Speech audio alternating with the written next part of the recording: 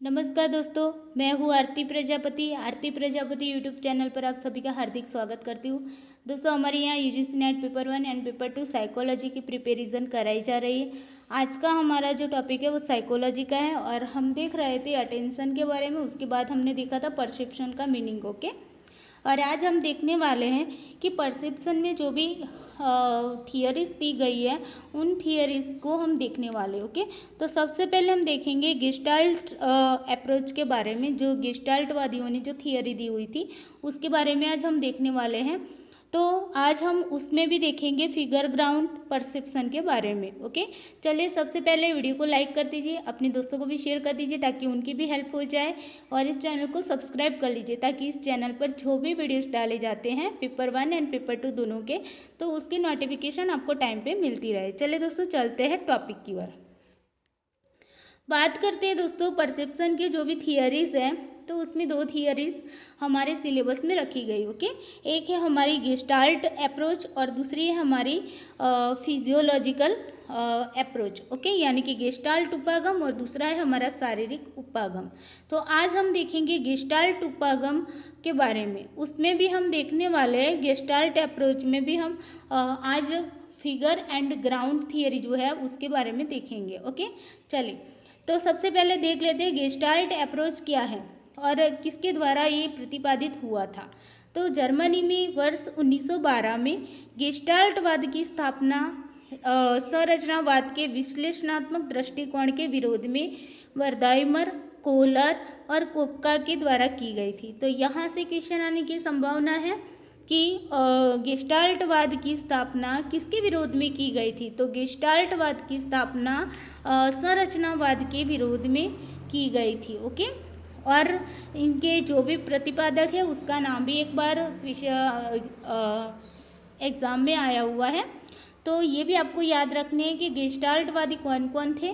तो वर्दाइमर, कोहलर और कोपका, ये तीनों का नाम एक साथ में ही लिया जाता है। ओके, और उसकी स्थापना कब हुई थी गेस्टाल्टवाद की? 1912 में।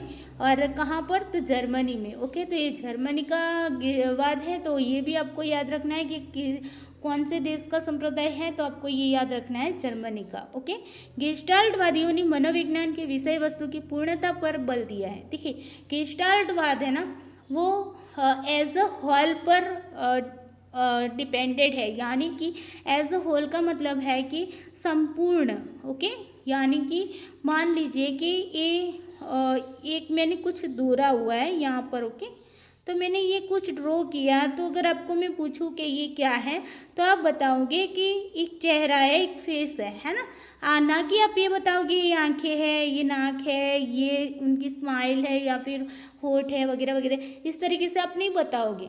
जैसे भी मान लीजिए आपके सामने कोई व्यक्ति खड़ा है और उस व्यक्ति अगर आपको पूछा जाए कि कौन है, तो आप पूरे व्यक्ति को देखेंगे, ना कि उसकी आंखों को देखेंगे, उसके नाक को देखेंगे, उसके होठ को देखेंगे।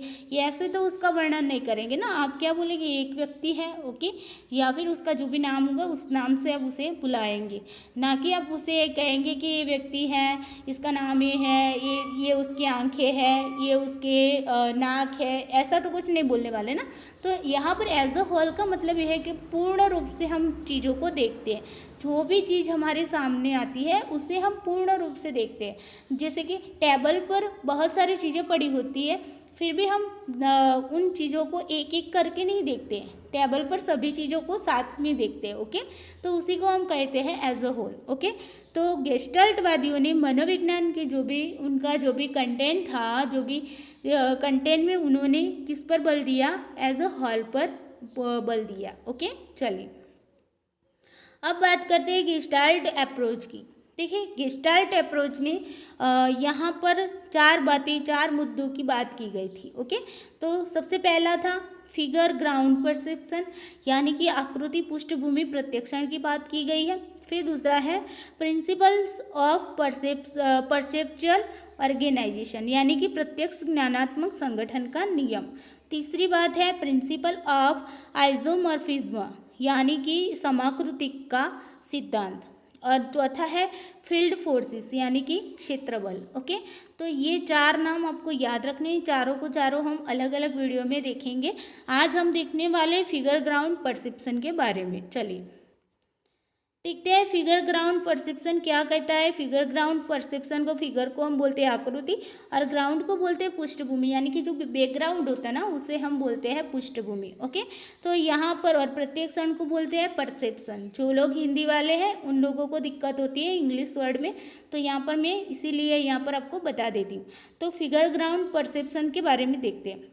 इस सिद्धांत के अनुसार क्या है कि व्यक्ति किसी भी वस्तु या व्यक्ति का जो भी परसेप्शन करता है वो किस रूप में करता है, संपूर्ण रूप में करता है, यानी कि होल के रूप में करता है। ओके, न कि अलग अलग रूप से करता है, ना कि उसे अलग अलग करता है। मैंने आपको बताया ना, आप ना किसी के चेहरा देखते हो तो उनका फेस, पूरा फेस देखते हो, ना कि उसकी आंखें, उसके होठ, उसके नाक, है ना, ये सब नहीं देखते, लेकिन उसका पूरा फेस आप देखते हैं। तो जो पूरा फेस आपने देखा वो क्या हुआ, वो आपने क्या किया, एज अ होल के रूप में आपने उसे देखा, यानी कि संपूर्ण रूप में आपने उसे देखा। ओके, जब व्यक्ति किसी वस्तु विशेष का प्रत्यक्षण करता है तो उसे वस्तु का कुछ भाग अत्यंत स्पष्ट दिखाई देता है। देखिए, जब भी कोई व्यक्ति है, किसी भी, मान लीजिए आप ही हैं, आप किसी चीज़ को देखते हैं तो उनमें से कुछ हिस्सा ऐसा होगा जो स्पष्ट रूप से आपको दिखाई देगा, और कुछ हिस्सा ऐसा होगा जो आपको स्पष्ट रूप से नहीं दिखाई देगा, है ना, यानी कि तुलनात्मक रूप से अगर देखना चाहे तो वो स्पष्ट नहीं दिखाई देता। जैसे कि मान लीजिए आपके सामने एक पेड़ है और पेड़ के पीछे का जो बैकग्राउंड है, ओके, तो आपको पेड़ है ना वो स्पष्ट दिखेगा, लेकिन पेड़ के पीछे का जो बैकग्राउंड है वो कैसा दिखेगा, वो आपको स्पष्ट नहीं दिखेगा, वो आपको अस्पष्ट दिखेगा, यानी कि थोड़ा सा कम स्पष्ट दिखेगा, है ना। मान लीजिए कि आप रास्ते पर जा रहे हैं और आपके सामने से एक कार आ रही है, ओके, और ये कार आपके बहुत ही नज़दीक है, और दूसरी कार आपके उसी कार के पीछे बहुत ही थोड़ी सी दूर वो कार आ रही है। जैसे कि मान लीजिए यहाँ पर आप है, ओके, मान लीजिए ये आप है, तो अब देखिए यहाँ पर आप रास्ते पर जा रहे हैं और ये रास्ता है, यहाँ पर एक कार है और दूसरी कार यहाँ पर आ रही है। ओके, तो देखिए यहाँ पर अगर इस तरीके का है तो सबसे पहले आपको कौन सी कार बहुत ही स्पष्ट रूप से दिखाई देंगी, तो आप कहेंगे मैं मेरी, है ना। तो ये वाली जो है कार वो आपके सामने बहुत ही नज़दीक आपको स्पष्ट देती, लेकिन ये वाली जो कार है बहुत ही छोटी सी दिखाई देगी और आपको वो कम स्पष्ट दिखाई देगी, है ना। तो क्यों, क्योंकि ये बैकग्राउंड में है, इसके पीछे है ना, जिसके जो भी चीज़ है उसके पीछे का जो भाग होगा वो आपका क्या हो जाएगा, बैकग्राउंड हो जाएगा। ओके, तो यहाँ पर यही बात की गई है कि कोई भी चीज़ हमारे सामने होती है तो कुछ चीज़ ऐसी होती है जो हमारे सामने कैसे होती है, स्पष्ट रूप से होती है, और कुछ चीज़ ऐसी होती है जो स्पष्ट चीज़ दिखाई रही है उसकी तुलना में कुछ चीज़ें ऐसी होती है कि जो हमें अस्पष्ट रूप से दिखाई देती है, यानी कि दिखाई तो देती है लेकिन कैसे, कम स्पष्ट दिखाई देती है। ओके, धुंधली दिखाई देती है, ये भी बोल सकते हैं, धुंधली दिखाई देती है। ओके, जो भाग अत्यंत स्पष्ट दिखाई देता है उसे हम कहते हैं आकृति, यानी कि उसे हम क्या कहते हैं, फिगर। ओके, तो यहाँ पर क्लियर हुआ, फिगर किसे कहेंगे, जो चीज़ हमारे सामने है वो चीज़ हमें अगर स्पष्ट रूप से दिखाई देती है तो उसी को हम बोलते हैं फिगर। फिर जो भाग कम स्पष्ट दिखाई देता है, यानी कि धुंधला सा थोड़ा सा दिखाई देता है, वो जितना जो फिगर हमें स्पष्ट रूप से दिखाई देती है उसकी तुलना में कम स्पष्ट दिखाई देता है, उसी भाग को हम कहते हैं पृष्ठभूमि। पृष्ठभूमि को बोलते हैं ग्राउंड या तो फिर बैकग्राउंड। ओके, तो यहाँ तक क्लियर हुआ कि ग्राउंड किसे, फिगर किसे कहते हैं और ग्राउंड या बैकग्राउंड किसे कहते हैं। ओके, फिगर का मतलब क्या होगा, आपके सामने जो चीज़ स्पष्ट रूप से दिखाई देती है उसी को हम फिगर कहते हैं, और जो चीज़ हमारे सामने है तो सही लेकिन वो अस्पष्ट रूप से दिखाई दे रही है, ओके, जो फिगर की तुलना में वो कैसे कम स्पष्ट दिखाई दे रही है, तो उसी को हम क्या कहेंगे दोस्तों, उसी को हम कहेंगे बैकग्राउंड, या तो फिर आप उसे ग्राउंड भी कह सकते हो। ओके, और इसी तरह के प्रत्यक्षण को, यानी कि इसी तरह के परसेप्शन को हम कहते हैं figure ground perception. I hope आपको फिगर ग्राउंड परसेप्शन की जो भी परिभाषा है, कॉन्सेप्ट है, वो क्लियर हो गया होगा। ओके, चलिए अब देखते हैं यहाँ पर देखिए दोस्तों, ये फिगर ग्राउंड परसेप्शन की मैंने यहाँ पर कुछ तस्वीरें ली है।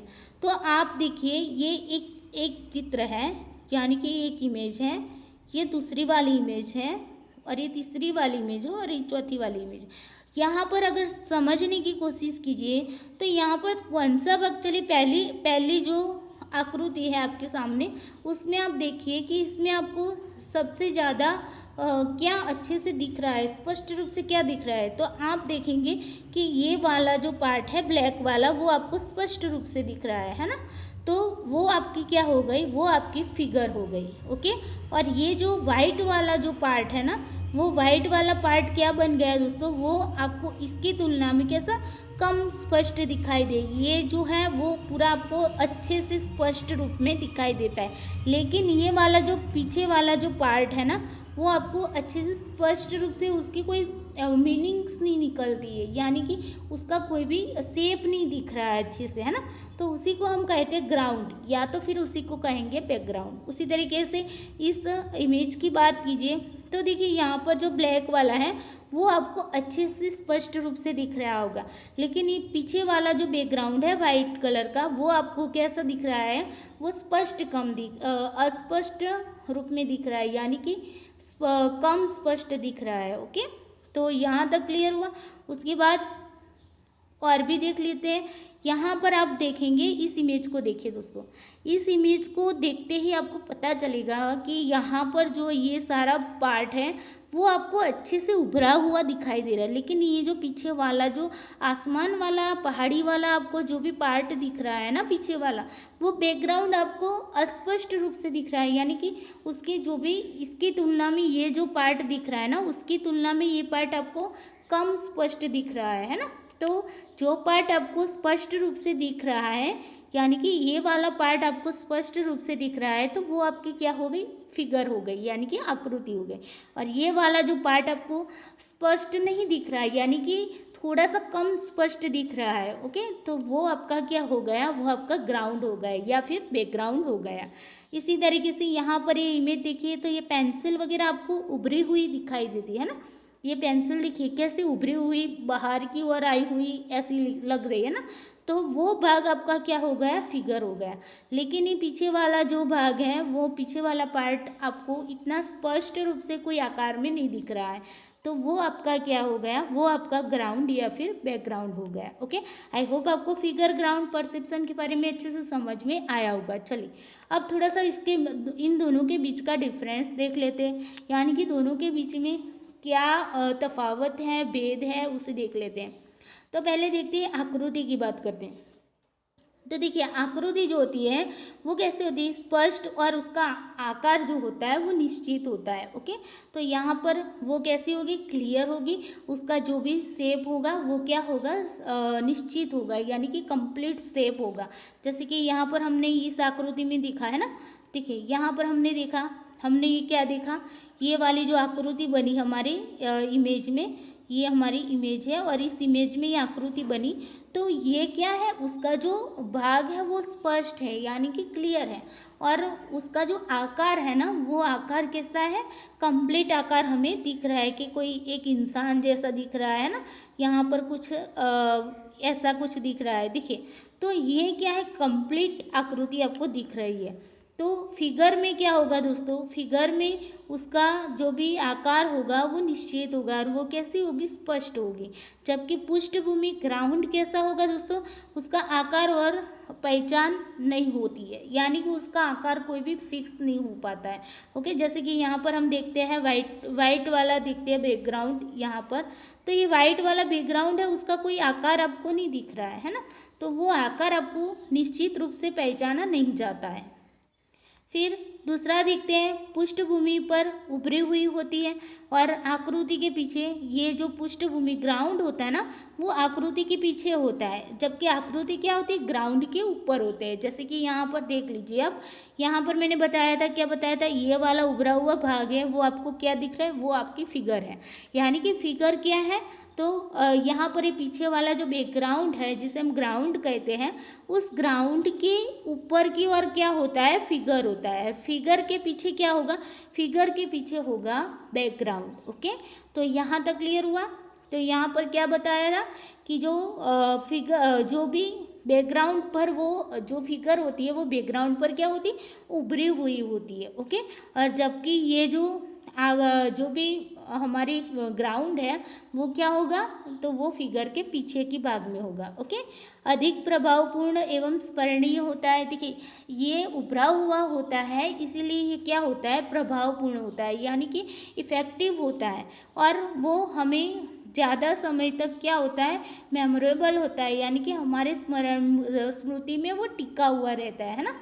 और जैसे कि यहाँ पर देखते ग्राउंड देखते, तो ग्राउंड क्या होता है, उसका आकार फिक्स नहीं होता, वो अनिश्चित होने के कारण वो इतना इफेक्टिव नहीं होता है। ओके, तो यहाँ तक क्लियर हुआ। उसके बाद देखते हैं कि इसका जो स्थान होता है वो क्या होता है, निश्चित होता है। जो फिगर होती है ना उसका स्थान निश्चित होता है। जैसे कि यहाँ पर हमने देखा ना, यहाँ पर देखिए ये उसका जो एरिया है वो क्या है, निश्चित है ना। तो वो फिगर में क्या होगा, उसका स्थान होगा वो निश्चित होगा और सीमित होगा, यानी कि लिमिटेशन होगी उसकी। फिर यहाँ पर जो रंग होता होगा वो क्या होगा, ठोस होगा। ओके, तो यहाँ पर ये रंग की भी बात यहाँ पर की गई है। फिर देखते हैं कि जो ग्राउंड की बात करते हैं, तो ग्राउंड में क्या होगा दोस्तों, तो उसका विस्तार कैसा होगा, अनंत होगा। जैसे कि मान लीजिए कि आप कहीं रास्ते पर जा रहे हैं, मान लीजिए रास्ता है और यहाँ पर कुछ पहाड़ वगैरह आपको दिख रहा है। ओके, यहाँ पर आपको कुछ पहाड़, कुछ झाड़ वगैरह दिख रहा है। अब देखिए आप जब भी देखते हैं तो ये पहाड़ आपको क्लीन दिखेगा, उसका शेप वगैरह सब कुछ अच्छे से दिखेगा, लेकिन इसका पीछे का जो बैकग्राउंड यानी कि जो आसमान दिख रहा है, वो आसमान का कोई भी आकार निश्चित नहीं होगा, वो अनंत होगा, उसका विस्तार क्या होगा, अनंत होगा।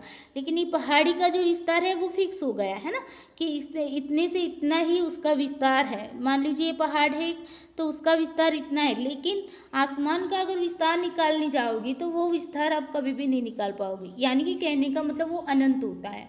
ओके, तो यहाँ पर ग्राउंड जो होगा वो आपका कैसा होगा, अनंत होगा। और जो भी आपकी फिगर होगी वो कैसी होगी, फिगर वो उसकी फिगर जो फिगर होती है ना, उसकी जो सीमा होती है वो लिमिट होती है, उसकी लिमिटेशन होती है कि भाई इतनी ही शेप में वो बना हुआ होता है। ओके, अब देखिए यहाँ पर उसका रंग जो होता है वो क्या होता है, मुलायम सा प्रतीत होता है। किसका, तो ग्राउंड का, इसीलिए वो हमें पीछे की ओर दिखाई देता है और अच्छे से नहीं दिखाई देता है। जैसे कि मान लीजिए ये दोनों, मैंने यहाँ पर दोनों ये जो बनाए हुए हैं ये आपको दिख रहा है। ओके, तो इसमें भी आप देख सकते हो कि ये जो है वो ऑरेंज कलर का है और ये जो है वो क्रीम कलर का है। तो यहाँ पर देखिए ये ऑरेंज कलर आपको ज़्यादा इफ़ेक्टिव लगता होगा, है ना। तो ऑरेंज कलर आपको ज़्यादा इफ़ेक्टिव करता है। ओके, और ये जो क्रीम कलर का है वो आपको ज़्यादा इतना इफ़ेक्ट नहीं करता इसकी तुलना में। ओके, वैसे तो करता ही, लेकिन इसकी तुलना में यानी कि फिगर की तुलना में जो हमारा ग्राउंड होता है वो ज़्यादा इफ़ेक्टिव नहीं होता है। तो यहाँ पर इसका रंग क्या होगा, ठोस होगा, गहरा होगा, लेकिन जो ग्राउंड होगा उसका कलर कैसा होगा, उसका रंग कैसा होगा, तो मुलायम सा प्रतीत होगा, यानी कि बहुत ही बहुत ही थोड़ा सा क्या होता है, जो भी गहराई उसमें जो गहराई होती है ना वो गहराई नहीं देखने को मिलेगी। ओके, यानी कि कहने का मतलब ये थोड़ा लाइट होगा और ये थोड़ा सा डार्क होगा, ये हम सिंपल सी भाषा में समझ सकते हैं। ओके, और फिर लास्ट में ये दोनों में गत्यात्मक रूप से दोनों में अंतर पाया जाता है, यानी कि डायनेमिकली रूप से अगर देखा जाए तो अभी दोनों में क्या होता है, दोनों में हमें डिफरेंस देखने को मिलेगा। किस तरीके से, तो कभी आकृति जो होगी वो आपकी क्या हो जाएगी, बैकग्राउंड बन जाएगा, और बैकग्राउंड जो होता है वो कभी क्या हो जाएगा, फिगर बन जाएगा। ऐसा भी होता है, इसी की वजह से क्या होता है, दोनों के बीच में क्या होता है, गत्यात्मक रूप से भी दोनों में अंतर पाया जाता है। ओके, तो यहाँ पर फिर से देख लेते हैं इनके तफावत को, क्योंकि यहाँ से ही क्वेश्चन आते हैं। तो देखिए इसका जो फिगर का जो आकार होगा वो क्या होगा, स्पष्ट और निश्चित होगा, जबकि ग्राउंड का आकार और उसकी पहचान नहीं कर पाते हैं। जबकि जो भी फिगर होगी वो क्या होगी, हमारी ग्राउंड के ऊपर होगी, जबकि ये ग्राउंड होगा वो फिगर के पीछे होगा। ओके, फिगर होगी वो कैसी होगी, इफ़ेक्टिव होगी और मेमोरेबल भी हो गई, यानी कि हमें याद भी बहुत ज़्यादा रह जाएगी। जबकि ये जो ग्राउंड होता है ना, वो अनिश्चित होने के कारण इतना इफ़ेक्टिव नहीं होता है। जबकि फिगर जो होता है उसकी जो भी स्थान होता है उसका स्थान निश्चित और सीमित होता है। ओके, यानी कि लिमिटेशन होती है उसके आकार में, उसके स्थान में। जबकि यहाँ पर जो विस्तार होगा बैकग्राउंड का वो कैसा होगा, अनंत होगा। ओके, और फिर यहाँ पर रंग जो होता है वो ठोस होता है, यानी कि गहरा होगा। और यहाँ पर जो रंग होता है वो मुलायम सा प्रतीत होगा, यानी कि वो इतना गहरा नहीं होगा, लाइट कलर का होगा, यानी कि बहुत ही हमें इतना गहरा रंग नहीं दिखने को मिलेगा, बहुत ज़्यादा डार्क नहीं दिखने को मिलेगा। ओके, और यहाँ पर गत्यात्मक रूप से दोनों में अंतर पाया जाता है, यानी कि कभी कभी आकृति जो फिगर होती है वो क्या हो जाती है, कभी कभी वो ग्राउंड बन जाती है, तो कभी कभी ग्राउंड जो होता है वो क्या हो जाता है, वो फिगर बन जाता है। ओके, चलिए अब इस आकृति के रूप से देखते हैं। तो देखिए, जब भी हमारी फिगर होती है वो ग्राउंड बन जाता है और ग्राउंड जो होता है वो फिगर बन जाता है, तो उसी को हम कहते हैं पलटावी आकृति, जिसे हम कहते हैं रिवर्सिबल फिगर। ओके, तो रिवर्सिबल फिगर जो है उसे हम किस तरीके से देखेंगे। देखिए, ये जो इमेज है इसे देखने की कोशिश कीजिए, तो आपको सबसे पहले क्या दिख रहा है। तो मान लीजिए आप बोलेंगे मैम ये खंभे दिख रहे हैं ना, वाइट वाइट खंभे दिख रहे हैं। तो ये वाइट खंभे अगर आपको दिख रहे हैं तो वो क्या हो गई, अभी आपकी फिगर बन गई। ओके, फिगर बन गई। और यहाँ पर जो ब्लैक पीछे का ब्लैक ग्राउंड दिख रहा है वो आपका क्या हो गया, ग्राउंड हो गया। ओके, तो अभी देखिए ग्राउंड और फिगर में यहाँ तक आपको पता चला। अब देखिए क्या होता है दोस्तों, कि कभी कभी आप ना कुछ लोग ये भी देखते हैं कि यहाँ पर देखिए एक इंसान खड़ा है और यहाँ पर दूसरा इंसान खड़ा है। तो ये जिन लोगों को ये दो इंसान दिख रहे हैं ना, तो उन लोगों के लिए ये क्या हो गई, फिगर हो गई, है ना, ये क्या हो गई, फिगर बन गई अभी। और फिर ये जो आपको खंभे जैसा जो दिख रहा था ना, वो आपका क्या हो गया, बैकग्राउंड बन गया, बैकग्राउंड बन गया। ओके, ये आपका क्या बन गया, बैकग्राउंड बन गया। ओके, तो देखिए दोस्तों यहाँ पर क्या हुआ कि पहली कंडीशन में आपने फिगर और ग्राउंड जिनको देखा, दूसरी कंडीशन में फिगर था वो क्या बन गया, ग्राउंड बन गया, और जो ग्राउंड था वो क्या हो गया, फिगर बन गया। तो यही जब आकृति पृष्ठभूमि बन जाती है, और पृष्ठभूमि जब आकृति बन जाती है तो उसी को हम बोलते हैं पलटावी आकृति, यानी कि रिवर्सिबल फिगर कहते हैं। ओके, चलिए उसके बाद देखते हैं कि यहाँ पर देखिए, यहाँ पर ये पिक देखने की कोशिश कीजिए, तो आपको क्या दिख रहा है। तो आप सबसे पहले बताएंगी कि मैम यहाँ पर एक आदमी दिख रहा है और यहाँ पर एक हाथ सा दिख रहा है ना। तो आप इस तरीके से ब्लैक वाले को देखेंगे तो ये आपके लिए अभी क्या बन गई, फिगर बन गई। लेकिन दूसरी ही क्षण पर आपका ध्यान यहाँ पर वाइट वाले में जाता है, तो आपको पता चलता है कि वाइट वाला जो ये हिस्सा है वो क्या है, एक चेहरा दिख रहा है और ये हाथ है, और उसके हाथ में ये क्या है, गन दिख रही है, यानी कि गन पकड़कर एक लड़की वहाँ पर खड़ी हुई ऐसा दिख रहा है, ऐसा प्रतीत हो रहा है ये वाला हिस्सा। ओके, तो आप ना इस तरीके से एक साथ दो चीज़ें आपको सीखने को मिलेगी, कभी आपका ध्यान ही ब्लैक पर जाएगा तो कभी आपका ध्यान ही वाइट पर जाएगा। तो उसी को क्या कहें, कभी ब्लैक को अगर आप देख रहे हैं तो ब्लैक आपके लिए क्या हो गई, फिगर बन गई, तो वाइट आपके लिए बैकग्राउंड बन गया। अगर आपकी ध्यान वाइट पर पहले जाता है तो वाइट आपके लिए आकृति बन जाती है, यानी कि फिगर बन जाती है, और ब्लैक आपके लिए क्या बन जाता है, ब्लैक आपके लिए ग्राउंड बन जाता है। तो ये जो पलटाव हो रहा है ना, कभी आकृति जो है वो पृष्ठभूमि बन जाती है, पृष्ठभूमि जो आकृति बन जाती है, तो ये फिगर ग्राउंड फिगर बनने की जो प्रोसेस होती है उसी को हम पलटावी आकृति कहते हैं। ओके, अब देखिए रिवर्सिबल फिगर से ही मल्टी स्टेबिलिटी का पता चलता है। देखिए मल्टी स्टेबिलिटी का मतलब क्या होता है, जिसे हम कहते हैं, अगर हिंदी में इसे बोला जाता है मल्टी स्टेबिलिटी को, तो बहुस्थिरता कहा जाता है। अब देखिए यहाँ पर क्या होता है, बहुस्थिरता यानी कि मल्टी स्टेबिलिटी का क्या बोला जाता है, कि जहाँ पर क्या होता है, अलग अलग जो भी उद्दीपक होता है ना, उसे हम अलग अलग रूप से ऑर्गेनाइज करते हैं। उसे क्या करते हैं, कोई जो भी मान लीजिए आपके सामने ये उद्दीपक है और उसे आप क्या करते हैं, अलग अलग रूप से उसे ऑर्गेनाइज करते हैं, यानी कि संगठित करते हैं। और उसे संगठित करते अलग अलग आकृति यानी कि भिन्न भिन्न तरह की आकृति का आप क्या करते हैं, परसेप्शन करते हैं। जैसे कि मान लीजिए पहले आपको ये वाला जो पीछे ये ब्लैक वाला अगर आपको दिख रहा है तो आप बोलेंगे कि मैम ये जो है वो दो चेहरे, दो इंसान खड़े हुए दिखाई दे रहे हैं। ओके, तो ये एक ही ये उद्दीपक एक ही है। ओके, ये पूरा का पूरा क्या है, एक है। इसी उद्दीपक में आपने एक ये भी देखा और दूसरा ये भी देखा, ये खंभे भी देखे, तो क्या हुआ, अलग अलग रूप से आपने क्या किया, ये एक ही उद्दीपक को अलग अलग रूप से आपने क्या किया, ऑर्गेनाइज किया। और ऑर्गेनाइज करके आप क्या करते हैं, उसकी जो भी फिगर्स होते हैं ना, उसे भी अलग अलग रूप से आप क्या करते हैं, देखने की कोशिश करते हैं। यानी कि ये जो आकृति है, तो आकृति को कभी आकृति आपको दो इंसान में दिख रही है, तो कभी आकृति आपको खंभे में दिख रही है। तो ये जो अलग अलग रूप से आपको आकृति का परसेप्शन हुआ है, उसी को हम बोलते हैं मल्टी स्टेबिलिटी। ओके, तो आई होप मल्टी स्टेबिलिटी का मतलब पता चल गया होगा, जिसे हम हिंदी में बोलते हैं बहुस्थिरता। यानी कि कभी जो भी आकृति होगी वो क्या हो जाएगी, आपकी पृष्ठभूमि हो जाएगी, पृष्ठभूमि वो आकृति हो जाएगी। लेकिन उन दोनों को आप ऑर्गेनाइज करते हो, संगठित करते हो। आकृति और पृष्ठभूमि को क्या करते हैं, ऑर्गेनाइज यानी कि संगठित करके आप ना उन अलग अलग आकृतियों का क्या करते हो, परसेप्शन करते हो। तो उसी को हम मल्टी स्टेबिलिटी कहते हैं।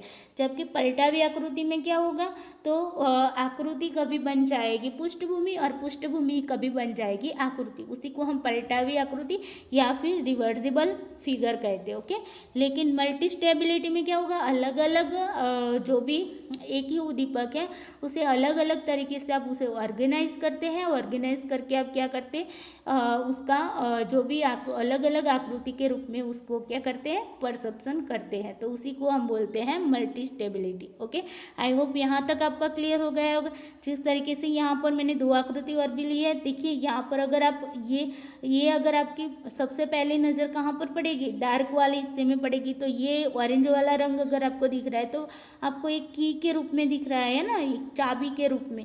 लेकिन यहाँ पर अगर ध्यान देंगे तो इस हिस्से को देखेंगे तो आपको पता चलेगा कि एक इंसान का मुंह, खुला हुआ मुंह दिख रहा है। ओके, तो ये भी दोनों आकृति यहाँ पर हो गई। कभी इस पर आपकी नज़र जाएगी तो कभी इस चेहरे पर आपकी नज़र जाएगी। ओके, इसी तरीके से ये रूबिन कप है। रूबिन कप की भी आपने पढ़ा हुआ होगा, 11-12वीं में पढ़ा होगा, BA MA यानी कि UG PG में भी पढ़ा होगा। ओके, तो यहाँ पर भी क्या है, ये दो चेहरे आपको दिख रहे हैं और ये जो कप है, फूलदानी, वो भी आपको दिख रही है। ओके, तो इस तरीके से हम कभी आकृति को पृष्ठभूमि के रूप में देखते हैं, तो पृष्ठभूमि को हम आकृति के रूप में देखते हैं। आकृति जो होगी वो क्या होगी, उभरी हुई होगी, लेकिन पृष्ठभूमि जो होगी वो आकृति के पीछे होगी। ओके, आकृति का जो भी आकार होगा, वो शेप होगा, वो सीमित होगा। ओके, फिक्स होगा। लेकिन जो बैकग्राउंड होता है उसका आकार फिक्स नहीं होता है, सीमित नहीं होता, वो अनंत तक विस्तृत हुआ होता है। ओके, और जो आकृति होगी वो डार्क रंग की दिखेगी और जो पृष्ठभूमि होगी वो हमें लाइट रंग में दिखने को मिलेगी। ओके, और दोनों में, आकृति और पृष्ठभूमि दोनों में हमें गत्यात्मकता देखने को मिलेगी। यानी कि कभी आकृति पृष्ठभूमि बन जाएगी और पृष्ठभूमि कभी क्या हो जाएगी, पृष्ठभूमि कभी आकृति बन जाएगी। तो ये गत्यात्मकता भी उसमें पाई जाती है। फिर मैंने आपको दो और भी वर्ड्स बताए, रिवर्सिबल फिगर, जिसे हम क्या कहते हैं, पलटावी आकृति कहते हैं। ओके, और दूसरा वर्ड मैंने मल्टी स्टेबिलिटी बताया। मल्टी स्टेबिलिटी का भी मैंने अच्छे से आपको मीनिंग समझा दिया। आई होप आप अच्छे से समझ में आ गया होगा। चलिए दोस्तों, आज के लिए इतना ही। Thank you so much.